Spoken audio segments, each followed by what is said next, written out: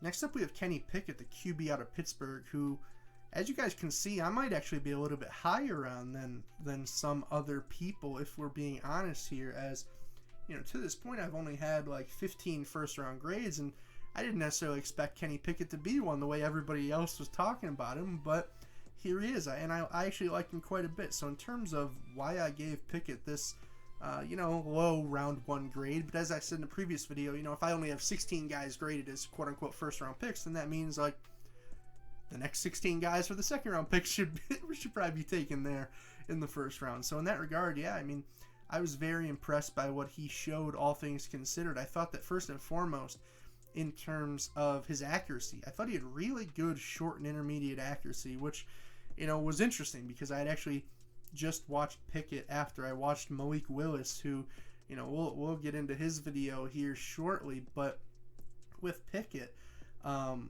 very rarely was missing stuff underneath, and I was really impressed with that.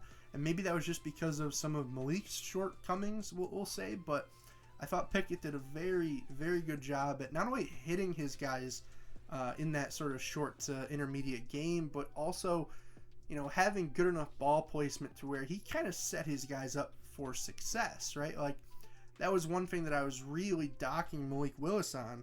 It was, he was struggling to get the ball at times in the vicinity, let alone say on the right shoulder or away from the defender. If it's an out route and you have a defender trailing on your inside, you want the ball here, for example, right? And with Malik Willis, there was none of that. It felt like with Pickett, it was kind of the opposite, and I actually thought he did rather well in that regard, particularly in the short and intermediate game. The deep game was a little bit more questionable, and, in that regard, in terms of the arm strength, I know I'm not as high on his arm strength, I think, as other people from what I've seen. I gave him a 12.5 out of 20, to be frank, and maybe that's a little bit too harsh. I just didn't quite see the zip on his ball that I have, on, say, Malik Willis and some of the other QBs or QBs of years past. And I also didn't see necessarily the ability to, say, push the ball downfield nearly as effectively as some of the other guys. It felt like when he was throwing the ball deep, the ball could float a lot, and it felt like, for him, a deep pass was 35, 40 yards, whereas you see Malik Willis at times can throw it 50 with the flick of a wrist, just by example. So the grades were kind of inverse in that regard. I gave Pickett a high accuracy, 17.5 out of 20, Malik a low accuracy, and then on arm strength, they're almost inverted. I thought that in terms of his poise and pocket presence, I thought that he was pretty effective, but then at times I thought he could get antsy, right? And I don't want to use the, Sam Darnold seeing ghosts, but it felt like there was a desire to get out of there at times, and it was unnecessary, right?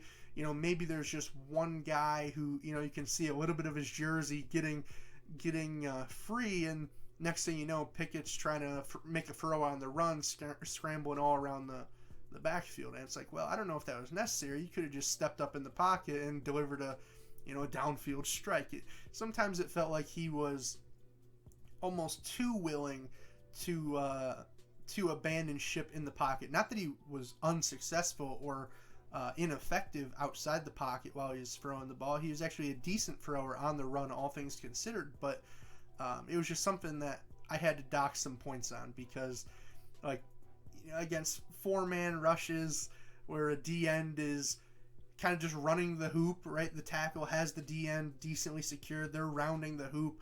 You're going to be just fine. And it's like, oh, there goes Kenny Pickett doing something crazy in the pocket. And I'm probably overstating it in that respect. But there were definite reps where I'm watching him and it's like, well, okay, you're getting some happy feet back there. You need to settle down and just let things happen. I did think, though, when he did let things happen, in terms of going through his progressions, very effective at that. I gave him a 7.75 out of 10.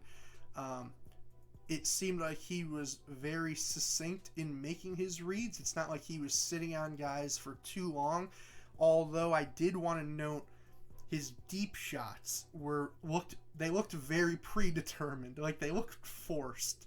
It seemed like, 95% of snaps, he was just going through his progressions. Everything was great. He was throwing it to say the most open guy or second most open guy, but then there were just like these shots down the sidelines where it almost felt like he was being forced to throw those plays. Like they were deep shots that he had no interest in actually throwing, but they were dialed up by the OC or something. Like maybe they have an aggressive OC at Pittsburgh that I just don't know about, because like you could tell there were times where he just had no interest in throwing the ball to these guys, and he would huck it down there anyway. And maybe that's the reason for the deep inaccuracy that I kind of referred to earlier. Just the fact that he didn't feel safe sometimes making those throws, but he'd throw it single coverage, double coverage. But besides that, very fluid in terms of a willingness to go through his reads. Besides those one-on-one shots and sometimes two-on-one shots, which is very interesting. So I wonder if that was a part of the offense's design rather than necessarily him, because it just seemed out of character on a lot of those shots. Besides that, the decision making, I gave him an 8 out of 10. Very willing to take these checkdowns and the easy throws. And I think for me, out of my quarterbacks, obviously in my scale, my grade scale that I'm working on here, I think I probably value keeping the ball off the ground maybe more than the national media does, right? I feel like the typical fan, they just want to see the long ball, and they want to see guys that can throw the ball 60 yards. I don't necessarily care about that as much as long as you're completing 67, 68, 69% of your passes, right? And I thought that Pickett, he was very effective in that regard. Like I kind of said with the accuracy earlier, like he wasn't only getting the ball in the correct vicinity every time, where the receiver could get a hand on it, which seemed rare for some of the other quarterbacks, but he could also place the ball very exact in terms of where he wanted. I just thought he was rather impressive there. In terms of anticipation, I gave him a 7 out of 10. I thought he did a rather good job throwing guys open. It didn't seem like, there weren't a lot of times where I'm seeing a guy get open underneath, let's say, or even over the top, and I'm sitting here saying like, oh, throw it, and then he throws it. Like there wasn't a lot of that. It seemed like Pickett kind of, as things were opening up, he was on top of it, and I think that was a testament to the field vision and ability and willingness to go through his progressions that I touched upon earlier. In terms of the mechanics, the only thing that I wanted to talk about with him were, I'll read it right off my notes here. A few balls are coming off his hand highly questionably. Quote, "Is it the glove?" ? I didn't know what was going on there. There were just a couple different passes where you get and maybe an alternate angle of it, and it looks like a middle schooler threw it. And like I'm talking 2-3 passes a game at most, and they weren't even necessarily intercepted or anything. They would just be maybe way high, way short. It was just very strange. And maybe the ball is sticking to the glove. I don't exactly know, because Pickett, in case you haven't watched film, he does wear a glove on his throwing hand. I should have brought that up to start the video. What am I even thinking? He has the smallest hands known to man. Undraftable, if you asked many draft pundits. Obviously, I'm being facetious, but what is it, 8.5 inch hands that everybody's been freaking out about?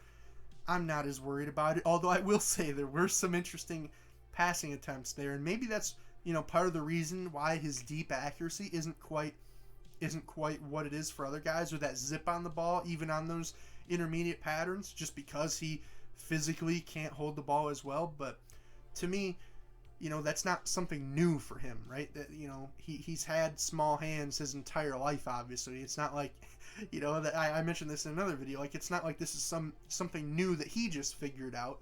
It's maybe a negative, we'll just say, quote unquote, a negative that he's had to overcome his entire life. So maybe if more of those balls, that I was mentioning that looked wobbly off of his hand, or it looked like, as I said, a middle schooler threw him, if that was more frequent, then maybe I'd have an issue.